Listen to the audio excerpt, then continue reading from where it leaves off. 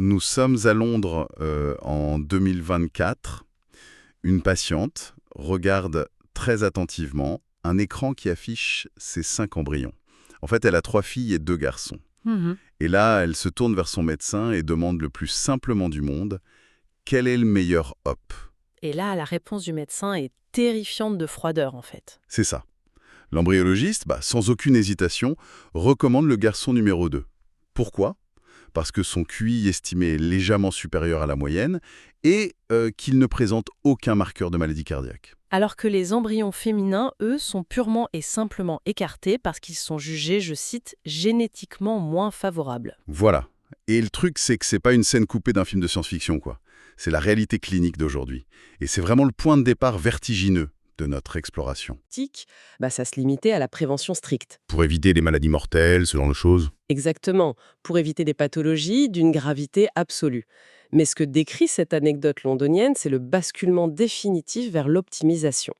On n'est plus du tout dans la soustraction du risque grave, on est entré dans l'addition de caractéristiques jugées performantes. D'accord, décortiquons tout ça.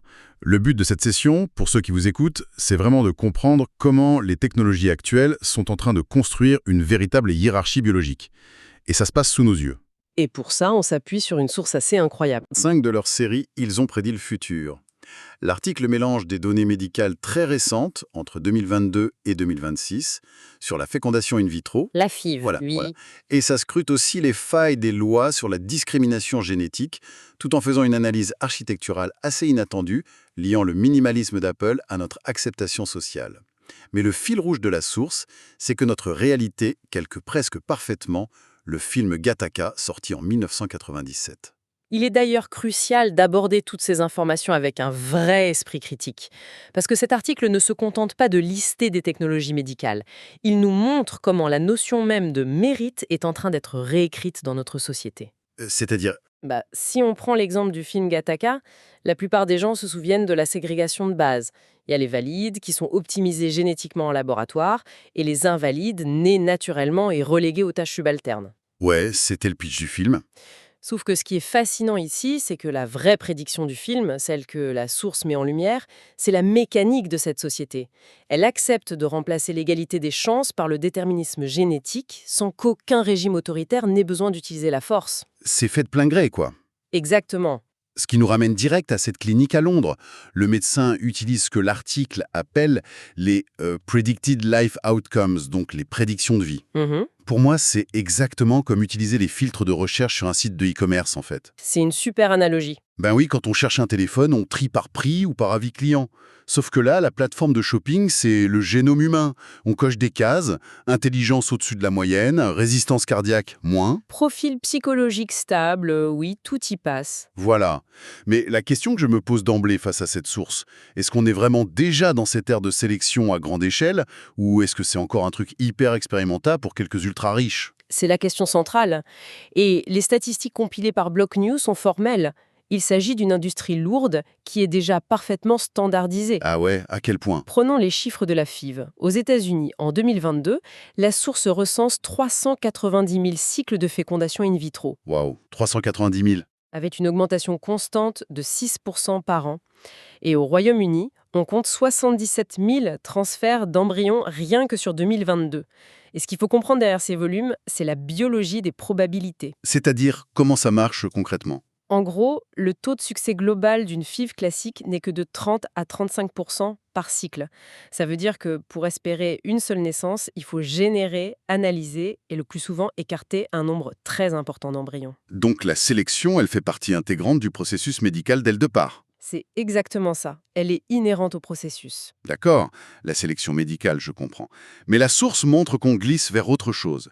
Le chiffre qui m'a vraiment fait sursauter, c'est sur le choix du sexe. Ah oui, les statistiques sont assez parlantes. 45,5% des personnes qui font une FIV choisissent le sexe de l'enfant. Quasiment la moitié. Et c'est souvent justifié par ce qu'on appelle le family balancing, l'équilibre familial, pour justifier la pratique. Sauf que les données de la source montrent un vrai déséquilibre. Il y a une préférence de 56,5% pour les embryonales contre seulement 43,5% pour les femelles. C'est massif. Et 73% des cliniques aux États-Unis proposent ce service de sélection du sexe. 73%. Si l'on relie cela à la situation dans son ensemble, on voit bien que la technologie a subtilement glissé. Dès qu'on autorise et qu'on normalise la lecture de l'ADN pour un trait non médical, comme le sexe de l'enfant, La porte est ouverte. voilà, la barrière conceptuelle tombe. Techniquement, trier un chromosome X ou Y demande de séquencer l'embryon, donc l'infrastructure est là. À partir de ce moment-là, pourquoi ne pas lire le reste du code? Bah oui, quitte à regarder, autant tout regarder. C'est ce glissement vers le contrôle total que la source pointe du doigt. Et d'ailleurs, l'article va très loin dans son analyse de ce qui permet ce glissement. Mais il y a un argument où j'avoue j'ai offert un peu de résistance à la lecture. Sur la congélation des ovules, Exactement.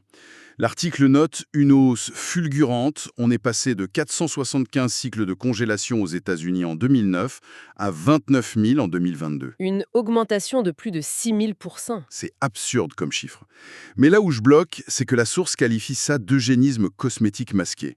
Attendez, c'est ultra lourd comme accusation. C'est très fort, oui. La congélation des ovules, c'est quand même super souvent vu comme un moyen d'émancipation. C'est gérer sa fertilité, décorréler l'horloge biologique de sa carrière. Pourquoi l'article attaque ça sous cet angle-là? En fait, l'auteur ne remet pas du tout en cause le bénéfice d'autonomie individuelle pour les femmes.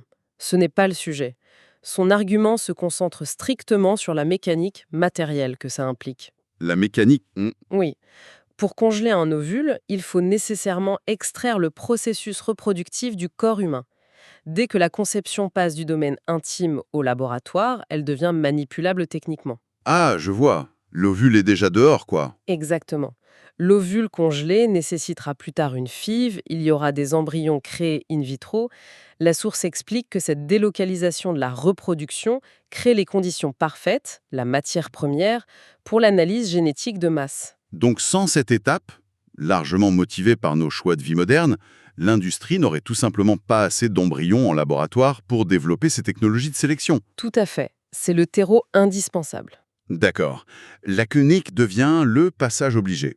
Et une fois qu'on y est, l'outil le plus impressionnant mentionné par la source entre en jeu. Les fameux scores de risque polygénique. Les PRS, oui. Voilà, les PRS. Et ça, c'est utilisé pour prédire le risque de maladies cardiaques, le cancer, le diabète, l'Alzheimer, ou même l'intelligence. Comment on passe d'un simple séquençage à un tel niveau de prédiction? La rupture, elle vient de la puissance algorithmique.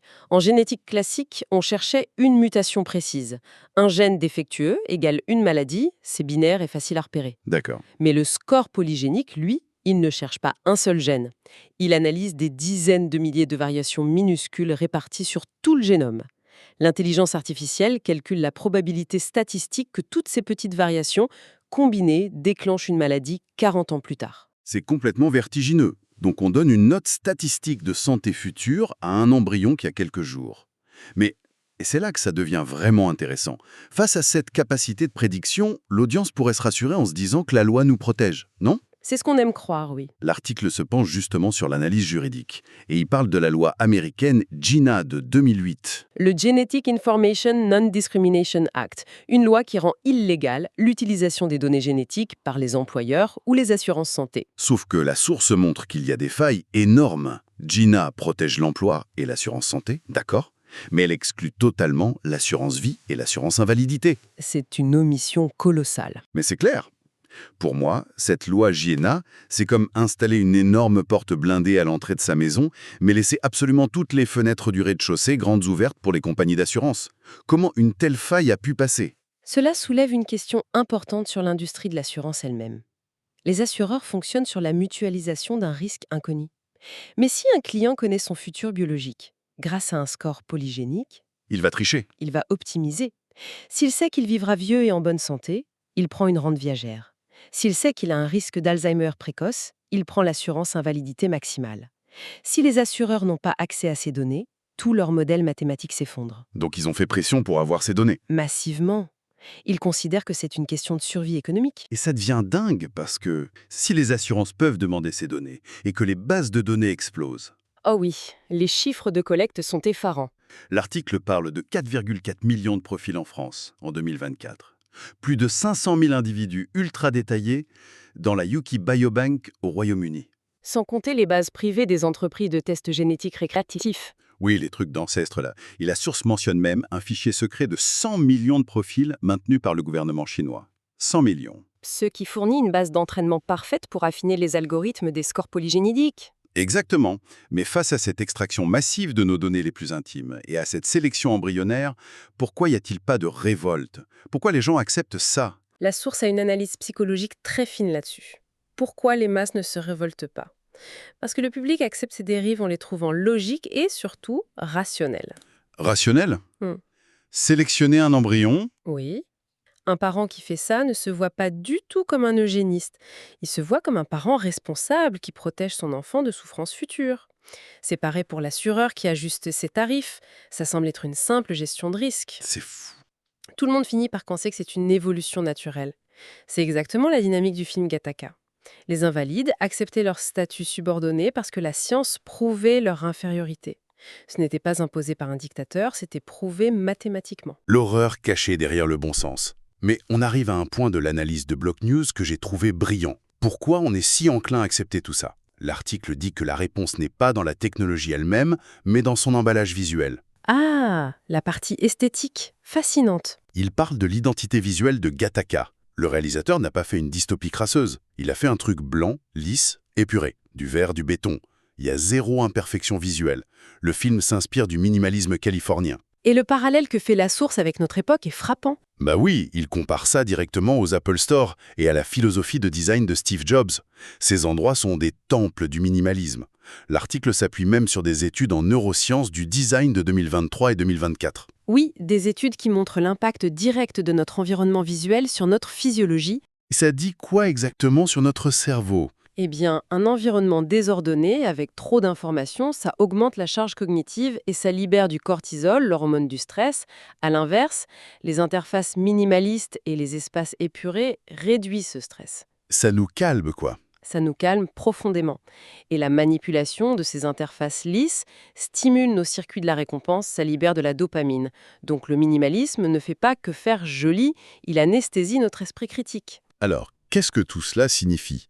Ça veut dire que contrairement aux dystopies classiques, genre cyberpunk avec de la pluie, de la crasse et des néons agressifs, notre véritable dystopie à nous, elle est tellement belle et premium qu'on fait littéralement la queue pour y entrer. C'est exactement ça. On lâche nos données volontairement parce que l'interface est douce. La plus grande réussite prédictive d'Andrew Niccol dans Gattaca, au final, ce n'est pas la technologie de séquençage, c'est d'avoir compris que la beauté visuelle masque parfaitement la violence sociale. On ne subit pas la dystopie, on la consomme parce qu'elle est apaisante. Waouh, c'est une claque. Bon, si on résume un peu le chemin parcouru pendant cette exploration, on est parti d'un flop cinématographique en 1997 pour arriver à la normalisation de ce que l'article appelle le pré-Gattaca en 2026. Oui, les statistiques des cliniques de FIV, l'émergence des scores polygéniques, les immenses failles juridiques de lois comme GINA. Et bien sûr, cette esthétique minimaliste qui nous endort. Tout ça s'aligne pour remplacer l'idée même de mérite par un déterminisme génétique froid. Et pour quiconque écoute cette analyse, il est vital de comprendre que cette hiérarchie biologique s'installe par le confort. C'est une remise en question totale de notre libre arbitre et de l'égalité des chances, mais emballée dans du papier de soie. Et ça m'amène à une pensée finale, une vraie question pour clôturer notre plongée dans ces sources. Si la société en vient vraiment à considérer la sélection génétique clinique comme la seule méthode rationnelle et responsable pour concevoir un enfant, combien de temps faudra-t-il avant que la conception naturelle, la bonne vieille méthode, ne soit plus seulement perçue comme un désavantage, mais carrément criminalisée et considérée comme une forme de négligence parentale inacceptable? C'est la suite logique, en effet. Voilà de quoi bien cogiter. On vous laisse là-dessus.